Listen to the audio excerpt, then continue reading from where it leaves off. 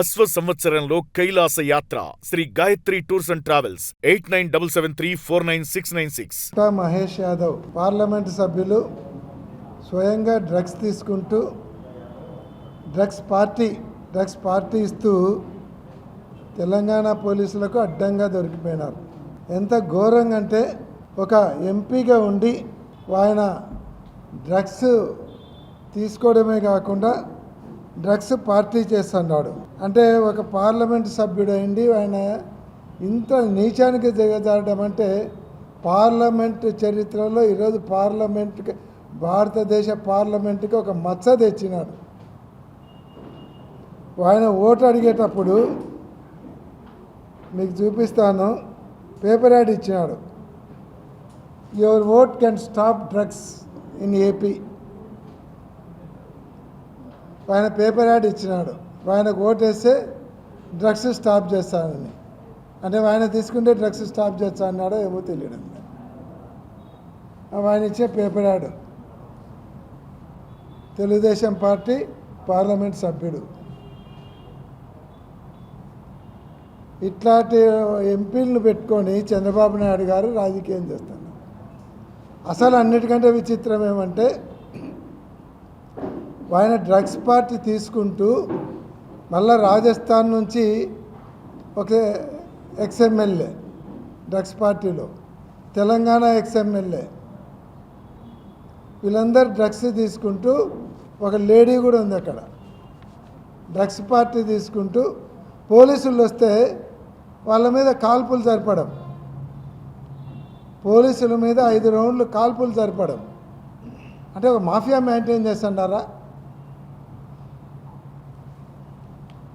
అసలు మన తెలుగు రాష్ట్రాల చరిత్రలో పోలీసుల మీద కాల్పులు జరపడం అనేది ఒక టెర్రరిస్టులు చేస్తారు, తప్పితే నక్సలైట్లు చేస్తారు, తప్పితే డ్రగ్స్ మాఫియా, ఒక మాఫియా వాళ్ళు చేస్తారు. అంటే పోలీసులు ఎవరైనా చనిపోయి ఉంటే కాల్పులలో ఎక్కడికి తీసుకుపోతున్నారు రాష్ట్రాన్ని, దేశాన్ని? ఒక ఎంపీ ఉండి 2 మాజీ ఎమ్మెల్యేలు ఉండి పోలీసుల మీద కాల్పులు జరపడము, డ్రగ్స్ పార్టీ చేసుకోవడము, డ్రగ్స్ పట్టుకోనికి వస్తే పోలీసుల మీద కాల్పులు జరపడం. వీళ్ళు తెలుగుదేశం పార్టీ ఎంపీలు. మళ్ళీ వీళ్ళ ఫాదర్ ఉన్నాడు, ఆయన టీటీడీ బోర్డు చైర్మన్గా పనిచేసినారు, సుధాకర్ యాదవ్ గారు. ఆనిముత్యాలను కన్నారు. టీటీడీ చైర్మన్ చేసిన వాళ్ళందరూ కుటుంబ చరిత్రలు ఇట్లున్నాయేమో అని అనిపిస్తుంది తెలుగుదేశం పార్టీలో. అంటే కొద్దిగా కూడా విలువలు లేనటువంటి కుటుంబాలకు టీటీడీ చైర్మన్లు అప్పచెప్తుంటారా మీరు? నిన్న చూస్తే బిఆర్ నాయుడు గారు, ఆయన ఒక మహిళతో సహజీవనం చేస్తూ దొరికిపోయినాడు. ఆయన ఏమంటాడు, 30 సంవత్సరాల నుంచి మాకు అనుబంధం ఉంది, విడదీయనరాని అనుబంధం ఉంది, తప్పే ఉందంటాడు. అయ్యా, నువ్వు సహజీవనం చేస్తావో, అనుబంధాన్ని మెయింటైన్ చేస్తావో, లేదంటే వ్యభిచార రత్నాన్ని పేరు తెచ్చుకుంటావో మాకు అనవసరం. కానీ నువ్వు ఉండేది అతి పవిత్రమైనటువంటి తిరుమల తిరుపతి దేవస్థానం చైర్మన్గా ఉండవు. అటువంటి చైర్మన్ పదవులు ఉండేవాళ్ళు క్యారెక్టర్ ఉండాలి. క్యారెక్టర్లెస్ ఫెలోస్ని అందరినీ అంత అత్యుత్తమమైనటువంటిది. ఈరోజు ఒక రకంగా చెప్పాలంటే ముఖ్యమంత్రి పదవి కంటే కూడా అతి పవిత్రమైనటువంటి పదవి టీటీడీ చైర్మన్.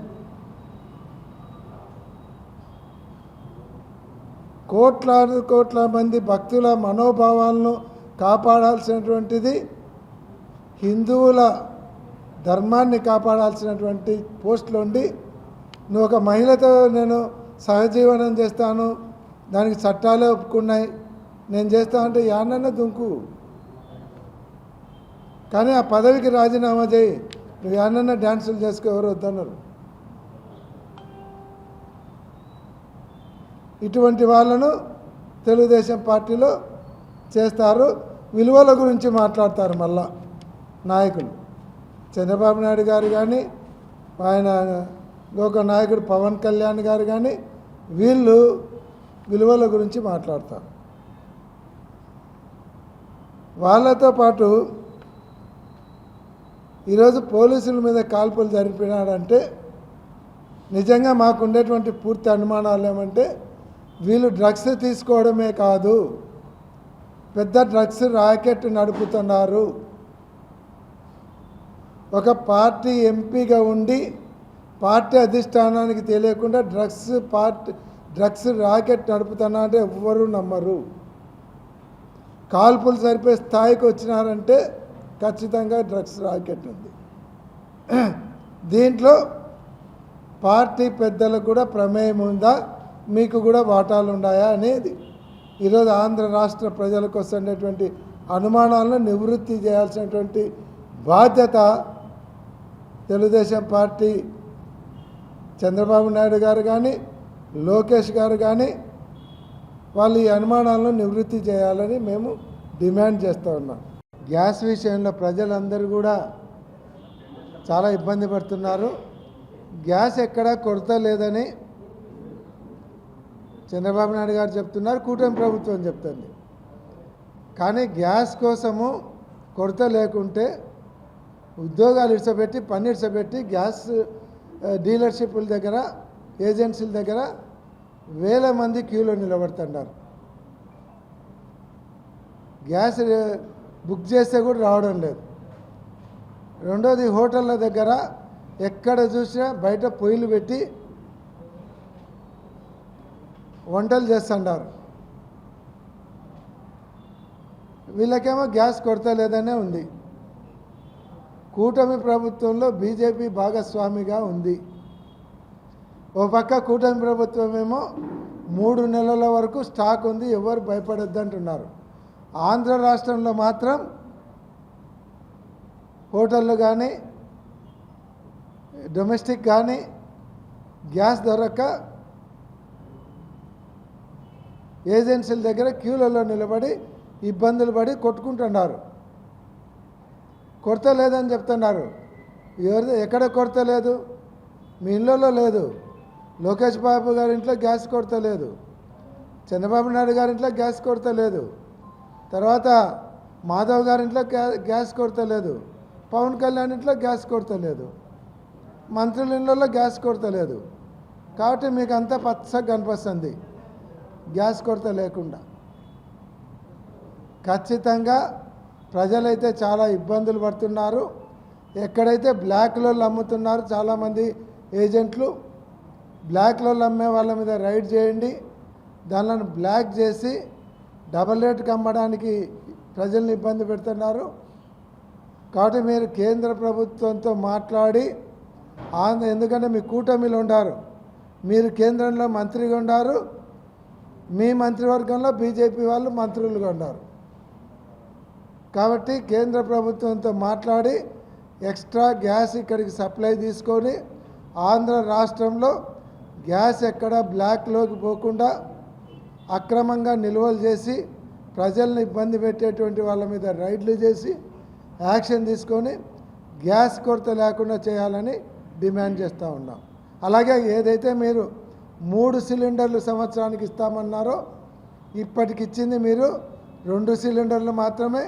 మిగతా 4 సిలిండర్ల డబ్బులు కూడా వెంటనే వాళ్ళ అకౌంట్లలో వేయాలని కూడా డిమాండ్ చేస్తూ ఉన్నాం. ఓ పక్కేమో కౌన్సిల్లో సీరియస్ డిస్కషన్ జరుగుతుంటే లడ్డు మీద మా చిన్నబాబు గారు లోకేష్ బాబు గారు వీడియో గేమ్లు ఆడుకుంటున్నారు. ఆయన కాబోయే ముఖ్యమంత్రి అంటున్నారు. అవుతాడో లేదో తెలియదు, వాళ్ళే చెప్పుకుంటున్నారు.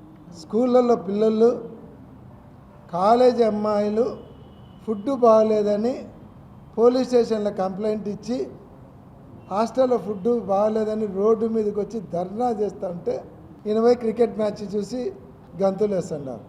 అదే హాస్టల్లో చిన్నపిల్లలు గర్ల్స్ హాస్టల్లో ఫుడ్ బాగలేదని ఫుడ్ అంతా తీసుకుపోయి చెత్త కుండీలో పడేస్తూ ఉన్నారు. వీడియోలు వస్తున్నాయి, వీడియోలు కనపడవు. ఆడ బ్యాట్స్మెన్ కొట్టే 4లు 6లే కనపడతాయి. ఆడ ఎగిరి గంతులు వేస్తాడు, ఎగిరి పడుతున్నాడు. ఆడ గంతులు వేయాల్సింది అక్కడ చూసి కాదు, ఇక్కడ మీ స్కూళ్ళల్లో పరిస్థితులు, మీ కాలేజీలో పరిస్థితులు చూసి గంతులు వేయండి. ఇంతవరకు ఫీజు రియంబర్స్మెంట్ లేదు. ఎగ్జామ్స్ వచ్చినాయి. డిగ్రీ సిలబస్ ఎప్పుడు స్టార్ట్ చేసినారు? అడ్మిషన్లు డిసెంబర్లో స్టార్ట్ చేస్తారా? జూన్ జూలైలో చేయాలి. మీరు ఎడ్యుకేషన్ మినిస్టర్. ఇక్కడ డిగ్రీ అడ్మిషన్లు కనపడవు, కానీ ఏమంటే సిలబస్ ప్రిపేర్ కాలేదంట డిసెంబర్ వరకు. ఏం చేస్తున్నారు? సిలబస్ ప్రిపేర్ చేయకుండా క్రికెట్ మ్యాచ్లు చూసుకుంటా, వీడియో గేమ్స్ ఆడుకుంటా ఇచ్చేస్తుంటారా? ఉద్యోగులకేమో పిఆర్సీ లేదు, పిఆర్సీ కమిషన్ లేదు, ఐఆర్ లేదు. జగన్మోహన్ రెడ్డి గారు ముఖ్యమంత్రి అయిన ఫస్ట్ మంతే 27% ఐఆర్ ఇచ్చినాడు. మీరు నేను ఇస్తా అన్నారు. ఏది 2 సంవత్సరాలైంది, ఐఆర్ లేదు. వాళ్ళ బకాయిలు 40,000 కోట్లకు పోయినాయి. దిక్కు మొక్కు లేదు. అడిగితే వాళ్ళ మీద దాడులు చేస్తారు. ఈ కూటమి ప్రభుత్వము లిక్కర్ మాఫియాగా, డ్రగ్స్ ర్యాకెట్గా, మహిళలను వేధించే ఒక ఘోరమైనటువంటి టీమును పెట్టుకొని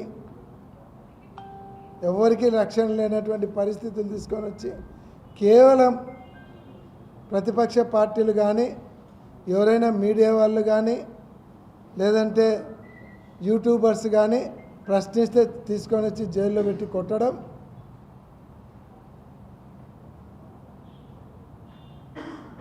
హరాస్మెంట్ చేయడం, తప్పుడు కేసులు పెట్టి జైళ్ళలో పెట్టడం, ఇది తప్ప పరిపాలన అనేది లేదు, సంక్షేమం అనేది లేదు, అభివృద్ధి అనేది కూడా లేదు. జగన్మోహన్ రెడ్డి గారిని అన్నారు అభివృద్ధి లేదని. ప్రతి గ్రామంలో చూసుకోండి, ఛాలెంజ్ చేస్తుండ, ఏ నాయకుడు వస్తాడో రమ్మని మాతో పాటు. ప్రతి గ్రామంలో స్కూల్ కానీ, ఆర్బీకే కానీ, లేకుంటే విలేజ్ హెల్త్ హాస్పిటల్ కానీ, అది కాదంటే గ్రామ సచివాలయం కానీ చూపిస్తాం. ప్రతి విలేజ్లో ఏదో ఒకటి బిల్డింగు, బ్రహ్మాండంగా కట్టిన బిల్డింగ్ చూపిస్తాం. 2 సంవత్సరాలైంది, మీతో పాటు వస్తాం. యా గ్రామంలో ఏం కట్టించినారో ఒక్కటి చూపించండి. ఛాలెంజ్ చేస్తున్నాం. ఏ గ్రామమైనా సరే ఒక బిల్డింగ్ కట్టించే చూపించండి. ర్యాండమ్గా ఒక 100 గ్రామాలు తీసుకుందాం. ఆ 100 గ్రామాలలో ఎవరు డెవలప్మెంట్ కనిపిస్తుండే? మీదే మాదే. 2 సంవత్సరాలు కరోనా ఉన్నప్పటికీ 3 సంవత్సరాల పరిపాలనే 30,000 స్కూళ్ళు నాడు నేడులో, దాదాపు 15,000 గ్రామ సచివాలయాలు, ఆర్బీకే సెంటర్లు, అర్బన్ హెల్త్ సెంటర్లు, తర్వాత మండల స్థాయిలో హెల్త్ సెంటర్లు, అప్గ్రేడేషన్, అక్కడే ఆపరేషన్ చేయడానికి 50,000 మందిని మెడికల్ డిపార్ట్మెంట్లో ఉద్యోగాలు ఇవ్వడం, 1,25,000 ఉద్యోగాలు గ్రామ సచివాలయాల ద్వారా కొత్తగా సృష్టించి 1,25,000 పర్మనెంట్ ఉద్యోగాలు ఇవ్వడం, 2,30,000 మందికి వాలంటరీ పోస్ట్ ఇచ్చి వాళ్ళకు ఉపాధి కల్పించడం. చెప్పండి మీరు ఏం చేసినారు? జగన్మోహన్ రెడ్డి గారు ఇచ్చినటువంటి, అప్పుడు స్టార్ట్ చేసినటువంటి టీచర్ పోస్టులను మీరు వచ్చి డిఎస్సి ఎగ్జామ్ పెట్టి వాళ్ళకు పోస్టింగ్లు ఇచ్చారు. అది కూడా అప్పుడు నోటిఫికేషన్ ఇచ్చింది జగన్మోహన్ రెడ్డి గారు ఉన్నప్పుడే ఇచ్చినారు, మీరు ఇవ్వలే. అప్పుడు కోర్టు ఆర్డర్ రావడంతో నిలబడిపోయినాయి. ఘోరంగా విఫలమై దారుణంగా అకృత్యాలు చేస్తూ ఈ కూటమి పరిపాలన 2 సంవత్సరాలు 3,30,000 కోట్ల అప్పుతో దిగ్విజయంగా పూర్తి చేసుకునేందుకు కూటమి ప్రభుత్వానికి అభినందనలు తెలియజేస్తాం.